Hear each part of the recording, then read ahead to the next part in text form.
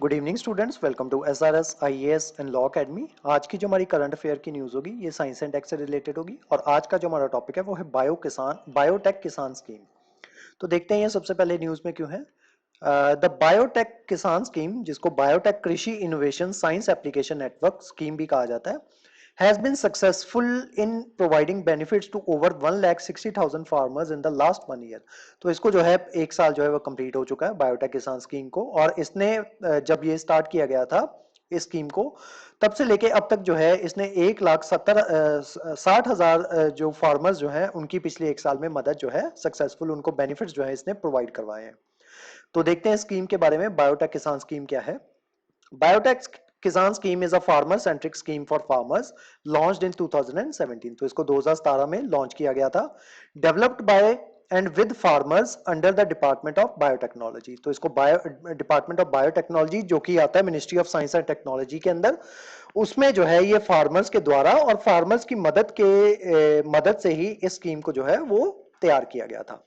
It is a pan India program following a hub and spoke model and stimulate entrepreneurship and innovation in farmers and empower women farmers।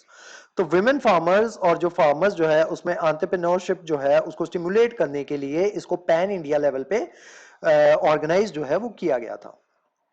It has a unique feature to identify and promote local farm leadership in both genders. Such leaderships help to develop science-based farming beside facilitating the transfer of knowledge.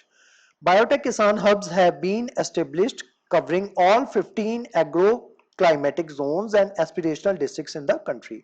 तो 15 agro-climatic zone जो है वहां पे bio किसान hubs जो है, biotech किसान hubs जो है उनको एस्टेब्लिश किया गया है। उसके अलावा इसका एम क्या है? The aim of the program is to link available science and technology to the farm by first understanding the problem of the local farmer and then providing scientific solution to those problems। कि सबसे पहले किसान और उसके पास जाके पहले पूछा जाए कि क्या उसकी प्रॉब्लम है, देन उस प्रॉब्लम का साइंटिफिक सॉल्यूशन जो है उनको प्रोवाइड करवाया जाए। ये इस बायोटेक किसान स्कीम का मेन एम है। Biotech Kisan hubs are expected to fulfill the technology requirement to generate agriculture and bioresources related jobs and better livelihood, ensuring biological benefits to small and marginal farmers। ताकि जो small और marginal farmers जो है उनको biotechnology के benefits जो है वो उनको भी प्रोवाइड करवाए जा सके। उसके अलावा उनको काउंसलिंग और डेमोन्स्ट्रेशन जो है वो प्रोवाइड करवाई जाती हैं ताकि जो उनके सीड्स जो है उनको इंप्रूव किया जा सके, उनकी जो प्लांटिंग स्टॉक्स ऑफ वेजिटेबल जो है उसको इंप्रूव किया जा सके और जो उनकी प्लांट ग्रोथ जो है उसको इंप्रूव किया जा सके बाय प्रमोटिंग राइजोबैक्टीरिया। राइजोबैक्टीरिया क्या होता है? वो बैक्टीरिया जो आपका जो मेनली जो आप पल्सेस जब उगाते हो तो उसके उसमें अंदर जो है वो राइजोबैक्टीरिया जो है वो पाया जाता है, जो कि ऑटोमेटिकली जो आपका जो नाइट्रोजन जो है वो ऑटोमेटिकली उसको कन्वर्ट कर देता है नाइट्रेट्स में, जो कि आपकी फसल के लिए काफी ज्यादा हेल्पफुल जो है वो होता है। उसके अलावा जो उनको इरिगेशन से रिलेटेड इंफॉर्मेशन जो है, काउंसलिंग जो है वो प्रोवाइड करवाई जाए और उसके अलावा जो कल्टीवेशन टेक्नोलॉजी जो है उसके बारे में भी उनको जागरूक जो है वो किया जा सके। और किसान सिर्फ और सिर्फ जो फसल जो है उसके ऊपर निर्भर ना रह के जो दूसरे जो वेरियस जो मेथड जो है, जैसे आपका उसका लाइव स्टॉक जो है उसको इंप्रूव करना, जो उसको पोल्ट्री के बारे में इंफॉर्मेशन देना, उसको फिशरी के लिए उसको जो है प्रोत्साहित करना कि वो जो फार्मिंग के साथ साथ जो दूसरे मेथड जो है उसको भी अपनाए, ताकि इन केस कभी उसकी फसल जो है वो खराब मौसम की वजह से वो खराब हो जाए तो उसके पास जो अपना घर चलाने के लिए कोई दूसरा मेथड जो है वो उसके पास हो।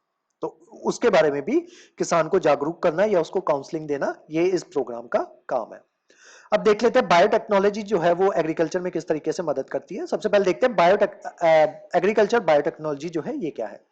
इसमें वेरियस टूल जो है वो शामिल होते हैं, जिसमें जो ट्रेडिशनल ब्रीडिंग टेक्नोलॉजी जो है, टेक्निक्स जो है उनको उनका इस्तेमाल करके जो लिविंग ऑर्गेनिज्म जो है उनको ऑल्टर किया जाता है या उनके पार्ट्स ऑफ द ऑर्गेनिज्म जो है उनको ऑल्टर किया जाता है। बेसिकली उसमें जो है उनके जीन्स जो है उनको चेंज किया जाता है ताकि जो प्लांट और एनिमल ग्रोथ जो है या उनकी यील्ड जो है उसको इंक्रीज किया जा सके। और उसी के साथ साथ माइक्रो ऑर्गेनिज्म जो है स्पेसिफिक एग्रीकल्चर यूज के लिए माइक्रो ऑर्गेनिजम्स को डेवलप किया जाता है। Modern biotechnology today includes the tool of genetic engineering. तो बेसिकली इसमें जेनेटिक इंजीनियरिंग जो है वो की जाती है। इसके एग्जांपल्स हैं आपके जेनेटिकली मॉडिफाइड ऑर्गेनिजम्स, जैसे कि आपके जीएम प्लांट्स आ जाते हैं जिसमें आपका बीटी कॉटन आ जाता है, उसके अलावा बीटी ब्रिंजल जो है वो आ जाता है। तो इसमें बेसिकली जो क्या कहते हैं, जो आपके जीन्स जो होते हैं उस पर्टिकुलर स्पीसीज के, उनमें कुछ चेंजेस जो है वो किए जाते हैं। जैसे कि ये जो आपका बीटी कॉटन होता है उसमें जो उनके पत्ते जो होते हैं, कॉटन के पत्ते जो होते हैं, जो प्लांट के पत्ते जो होते हैं, उनका साइज जो है वो रिड्यूस किया जाता है जेनेटिकली, ताकि ज्यादा खुराक जो है वो उसको मिल सके, जो उसका फ्रूट है, ठीक है, ताकि ज्यादा कॉटन जो है वो उगाई जा सके। उसके अलावा बायोपेस्टिसाइड्स जो है वो जनरेट किए जाते हैं, तो जो कि आपके जैसे इंसेक्ट्स जो होते हैं वो रेजिस्ट कर जाते हैं जो जनरल पेस्टिसाइड्स होते हैं, तो उस वजह से बायोपेस्टिसाइड्स जो है वो जनरेट किए जाते हैं, वो बनाए जाते हैं, ताकि ऑर्गेनिक फार्मिंग जो है उसको प्रमोट जो है वो किया जा सके। बायोपेस्टिसाइड्स होंगे तो उस वजह से क्या होगा कि जो आपका जो फार्मिंग जो आप करोगे उसमें जो केमिकल जो है वो कम से कम होंगे, और जो बायोपेस्टिसाइड्स जो होंगे, जो आपके पेस्ट जो उसको लग जाता है, तो उसको बायोपेस्टिसाइड्स जो होंगे वो कंज्यूम कर जाएंगे या उसको मार देंगे। उसके अलावा इसके बेनिफिट्स क्या है? GMO leads to number of advantages in crops which include there is a less loss after harvest, harvest के बाद जो लॉस जो है वो कम होगा, and crops can be modified to have additional nutrient values. तो क्रॉप्स जो है उनको मॉडिफाई भी किया जा सकता है, अगर हम उनके जीन्स जो है उनको चेंज करते हैं तो उसमें मॉडिफिकेशन जो है वो की जा सकती है, जैसे कि जो आपके माइक्रो न्यूट्रिएंट्स जो होते हैं वो हमको अलग से कंज्यूम करने पड़ते हैं through various medicine.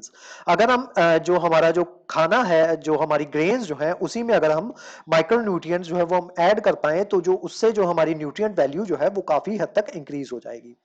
The use of some of these crops can simply work and improve safety for farmers. This allow farmer to spend less of their time in managing their crop and more time on other profitable activities.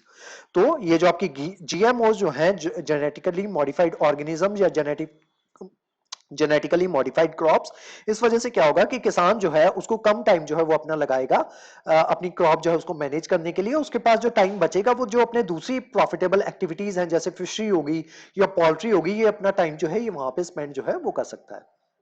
तो आज की जो हमारी class थी ये genetically modified crops के बारे में थी। इस क्लास के जो नोट्स हैं वो आपको सेंड कर दिए जाएंगे टेलीग्राम चैनल पे, और जो हमारे वेरियस व्हाट्सएप ग्रुप्स जो हैं वहां पे भी इसके नोट्स जो है वो आपको सर्कुलेट कर दिए जाएंगे। उसके अलावा हमारे वेरियस कोर्सेज के बारे में इंफॉर्मेशन लेने के लिए आप स्क्रीन पे दिए नंबर पे कॉन्टैक्ट कर सकते हो। तो आज की जो हमारी क्लास थी वो यहीं तक थी। Thank you so much.